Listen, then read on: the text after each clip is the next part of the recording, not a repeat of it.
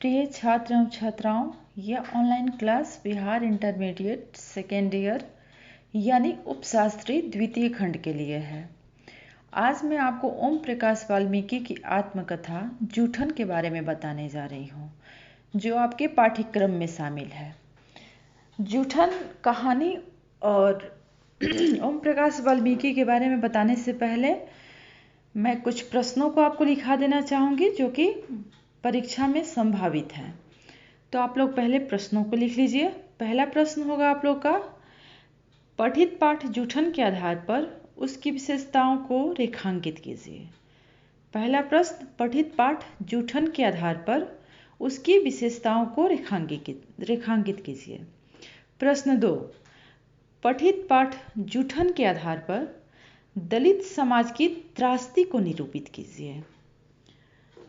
प्रश्न 3, जूठन के रचनाकार का परिचय अपने शब्दों में लिखें। जूठन के रचनाकार का परिचय अपने शब्दों में लिखें।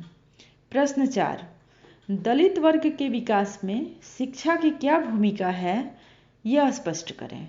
यह आपके पाठ्य पुस्तक का एक बहुत ही महत्वपूर्ण प्रश्न हो सकता है। और दूसरा महत्वपूर्ण प्रश्न हो सकता है, जो 5वां प्रश्न है आपका, दलित विमर्श को विस्तार देने में जूठन की भूमिका को स्पष्ट करें। तो जूठन जो है ये वाल्मीकि जी की आत्मकथा है और आप लोग को इस आत्मकथा का एक मुख्य अंश पढ़ना है। वाल्मीकि की आत्मकथा जूठन दलित विमर्श की महत्वपूर्ण रचना है। जूठन के बारे में जानने से पहले अब आपके मन में ये सवाल आएगा कि ये दलित विमर्श क्या है।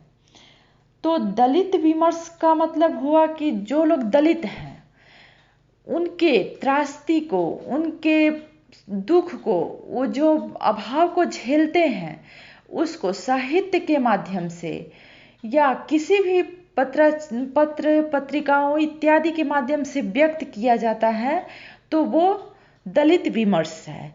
अब ये दलित कौन है? तो समाज का वो वर्ग जो आज भी उपेक्षित है, पीड़ित है, शोषित है, दबाया हुआ है, जिसका दलन हो रहा है, वो आज भी मानवोचित सारे अधिकारों से वंचित है, उसी को हम दलित समाज कहते हैं। दलित समाज को मानवोचित सारे अधिकारों से वंचित रखा गया है। उसको माना गया है कि वो 4 वर्णों की सेवा करने के लिए है और उसको अपना कोई अधिकार है ही नहीं। अगर दलित विमर्श की शुरुआत की बात करें तो दलित विमर्श 20वीं शताब्दी के अंत में भारत में प्रारंभ होता है, 20वीं शताब्दी के अंत में।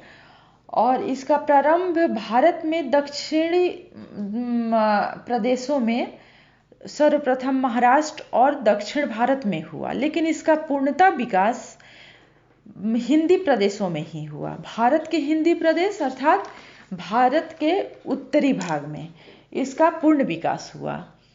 पिछले कुछ दिनों से जो राजनीतिक परिवर्तन हो रहे हैं और जो विकास हो रहे हैं समाज के, उसमें इन परिवर्तनों के कारण इसमें दलित समाज की भूमिका महत्वपूर्ण हो जाती है। अनेक दलित बुद्धिजीवी, लेखक और विचारक अपने प्रयासों के फलस्वरूप दलितों में चेतना का विकास कर रहे हैं। दलित अपने अधिकारों को जानने और समझने लगे हैं, लेकिन फिर भी अभी भी दलितों का एक बहुत बड़ा वर्ग उपेक्षित है, वो अपने अधिकारों से वंचित है, उसे अपने अधिकार मालूम नहीं है। अब यहाँ हम आते हैं पहले इस रचनाकार ओम प्रकाश वाल्मीकि जी पे। अगर ओम प्रकाश वाल्मीकि जी को कहा जाए तो ये दलित रचनाकारों में शिरोमणि हैं। इनकी रचनाएं दलित विमर्श की दृष्टि से अति महत्वपूर्ण है। इस महान लेखक का जन्म 30 जून 1950 को उत्तर प्रदेश के मुजफ्फरनगर के बरला में हुआ था। जूठन ओम प्रकाश वाल्मीकि की आत्मकथा ये तो मैं बता चुकी हूँ, और इस पुस्तक में आप लोगों को इसका कुछ अंश पढ़ना है। दूसरा चीज है कि दलित साहित्यकारों का ये मानना है कि दलितों के शोषण का मुख्य कारण जो है वो अशिक्षा है। जो मैंने आपको इससे पहले एक बताया था, बहुत ही महत्वपूर्ण क्वेश्चन कि शिक्षा दलित वर्ग के विकास में शिक्षा की क्या भूमिका है, इसको स्पष्ट कीजिए। तो अगर हम इसको दलित विमर्श जहाँ से शुरू होता है या दलितों में चेतना का विकास जहाँ से शुरू होता है, तो इसको हमको जाना पड़ेगा डॉक्टर भीमराव अंबेडकर जी तक। उन्होंने ही सर्वप्रथम इस बात को जाना और इस बात को महसूस किया कि दलित इसलिए शोषित हैं, उपेक्षित हैं, क्योंकि वो अधिकारों से वंचित हैं, क्योंकि वो अपने अधिकारों को समझ नहीं रहे हैं। वो ब्राह्मणवादी व्यवस्था में जो आडंबरपूर्ण व्यवस्था है, उसमें ये नियति बना दिया गया है कि हाँ ठीक है, तुम लोग ये 4 वर्णों की सेवा करने के लिए पैदा हुए हो, जो कि ऋग्वेद के 10वें मंडल में है कि ये मुख से ब्राह्मण का जन्म और शूद्र का जन्म पांव से हुआ है। तो इस व्यवस्था को वो मान लेते हैं, पूर्णता मान लेते हैं और अपनी नियति समझ लेते हैं। वो इसे अपने पूर्व जन्मों के कर्मों का फल समझ के और ये सेवा करते हैं कि हाँ इस जन्म में हम ऐसा कोई त्रुटि नहीं करें जिससे अगले जन्म में हमको इस जाति में जन्म लेना पड़े। मतलब वो अपनी जात, अपने कर्म फल को अपनी इस जाति में जन्म का आधार मान लेते हैं। इसलिए दलितों के मसीहा कहे जाने वाले और संविधान के निर्माता डॉक्टर भीमराव अंबेडकर ने एक त्रिसूत्र दिया था दलितों के लिए। खास तौर से यह त्रिसूत्र था शिक्षा, संगठन और संघर्ष का। उन्होंने ये कहा कि पहले तुम शिक्षित बनो, उसके बाद संगठित हो जाओ और तब संघर्ष करो। संघर्ष किसके लिए करो? अपने अधिकारों के लिए। तो ये मंत्र जो है, इसी मंत्र को लेके आगे के रचनाकार दलित साहित्य के आगे बढ़े हैं। ओम प्रकाश वाल्मीकि जी भी इसी चीज को लेके आगे बढ़े हैं। जूठन कहानी में उनका बहुत ही मार्मिक चित्रण उन्होंने अपने बचपन से लेके और अपने शिक्षा प्राप्त करने तक का किया है, जिसमें कि आपके पाठ्यक्रम में एक छोटा सा अंश दिया गया है। कहानी का प्रारंभ ही एक स्कूल के प्रांगण से होता है, जहाँ कि ये पढ़ने जाते हैं, लेकिन ये पहला शब्द इस्तेमाल हुआ है कि चूहड़े जाति। तो ये चूहड़े जाति कौन है? ये विद्यार्थियों के मन में प्रश्न आते हैं और उन्होंने पूछा भी है कि ये चूहड़े क्या जाति होती है। तो ये यूपी के क्षेत्र में जिन्हें चूहड़े कहा जाता है, उन्हें बिहार के प्रदेशों में चमार जाति से संबोधित किया जाता है। मतलब ये एक जातिवाचक शब्द है। जो चर्मकार हैं उनके लिए ये प्रयुक्त होता है, जो चमड़े का कारोबार करते हैं गांव स्तर पर। मतलब कि जो किसी मशीनी या किसी द्वारा नहीं, बहुत ही एक घिनौना टाइप का ये इसको कहेंगे कि चमड़े को उतारना और उस मरे हुए जानवरों के और उनको ले जाके बेचना। तो यही चर्मकारों के लिए यूपी में चूहड़े शब्द का प्रयोग होता है और बिहार में इसके लिए चमार जाति का प्रयोग होता है। तो उसमें उन्होंने अपने बचपन का बयान किया है कि कैसे वो स्कूल में पढ़ने जाते हैं, तो वो चूंकि चूहड़े जाति के हैं, ये जानकर हेड मास्टर उन्हें पूरे प्रांगण को साफ करने और स्कूल के रूम में झाड़ू लगाने के लिए बोलते हैं। 3 दिन तक ये क्रम चलता रहता है। तीसरे दिन जब वो झाड़ू लगा रहे होते हैं तो उनके पिता आते हैं और उनको ले जाते हैं।